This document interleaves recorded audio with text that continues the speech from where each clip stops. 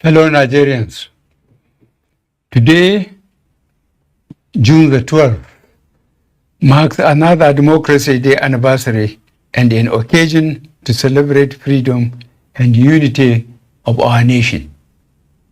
From 1999, we consistently celebrated Democracy Day to mark the end of military rule and the return of power and control into the hands of those freely elected by the people.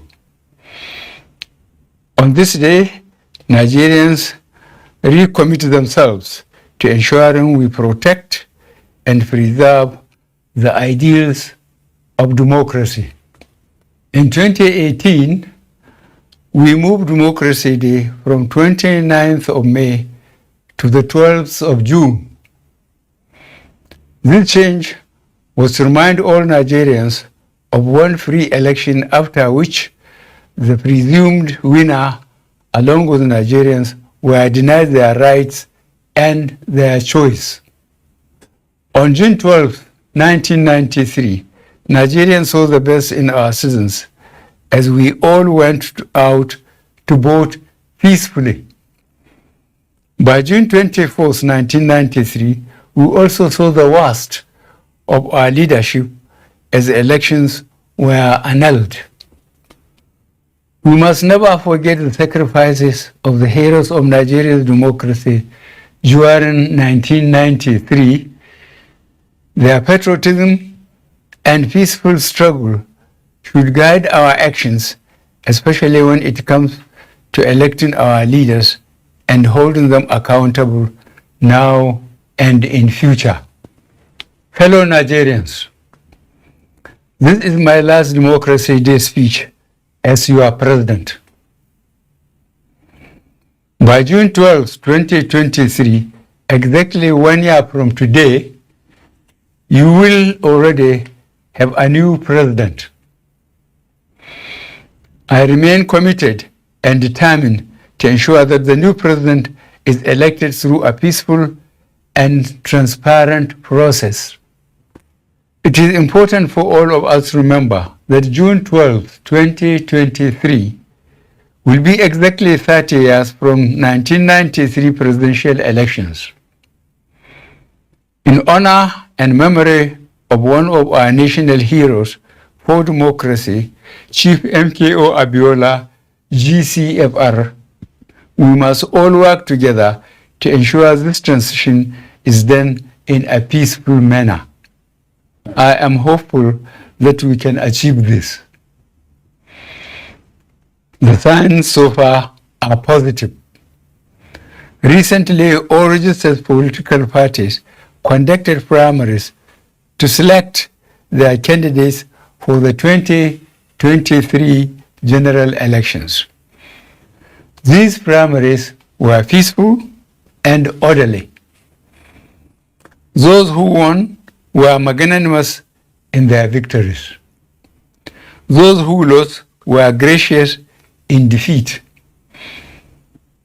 And those aggrieved opted to seek judicial justice as opposed to jungle justice. I followed the party primaries closely from the state level to the presidential level. I was very impressed to see across all the political parties that most candidates ran issue-based campaigns. The language and the tone throughout were on the whole measured and controlled. Another positive that came from the 2022 party primaries was a significant increase in women and youth, particularly across all parties. I was very pleased to see this development. This augurs well for the future. These trends clearly show the level of maturity our democracy has achieved in the last 23 years. As we move into the general election campaign season, We must sustain this mature attitude to campaigning and ultimately voting. We must never see it as a do or die affair. We must all remember democracy is about the will of the majority. There must be winners and losers. I will therefore take this opportunity on this very special day to ask all candidates to continue running issue-focused campaigns and to treat opponents with dignity. As leaders, you must all showcase high character and never forget that the world is watching us and Africa looks up to Nigeria to provide example in governance. The tone you set at the top will surely be replicated in your followers. For the voters, I am pleased to inform you that in the last 7 years, our government across all tiers has made significant investments to reform and enhance our electoral laws, systems, and processes to safeguard your votes. The executive, legislature, and judiciary were and still remain united and committed to ensure those reforms are fully implemented in the 2023 general elections. Fellow Nigerians, your right to choose your government will be preserved and protected.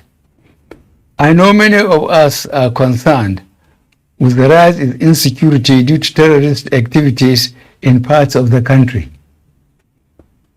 As a government, we are working hard to contain and address these challenges and ensure that the 2023 general elections are safe and secure for all Nigerians. To achieve this, however, we must all contribute. It is not the job of government alone. I ask all citizens to support and cooperate with our security agencies by reporting any suspicious characters and activities to law enforcement agencies. We can only have a safe country if we are able to prevent crime, not after the crime has been committed. On this special day, I want us all to put all victims of terrorist activities in our thoughts and prayers. I am living daily with the grief and worry for all those victims and prisoners of terrorism and kidnapping. I and the security agencies are doing all we can to free those unfortunate countrymen and countrywomen safely. For those who have lost their lives, we will continue to seek justice for their families against the perpetrators.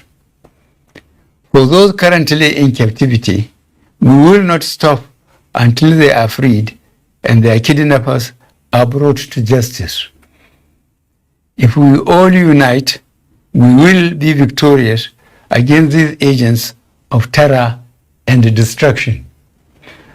We have reformed some of our security structures. Some of the defense assets we procured 3 years ago have arrived and have been deployed. Our cybersecurity and surveillance systems are being upgraded to further enhance our ability to track and trace criminal elements. We are also recruiting and training new personnel across all our security and intelligence agencies to strengthen the country's overall security. I will conclude this Democracy Day speech, my last as president, by assuring you of my commitment to protect Nigeria and Nigerians from all enemies from within and outside. I am also promising you a free, fair, and transparent electoral process. And I am pleading with all citizens to come together and work with government to build a peaceful and prosperous nation. God bless the Federal Republic of Nigeria.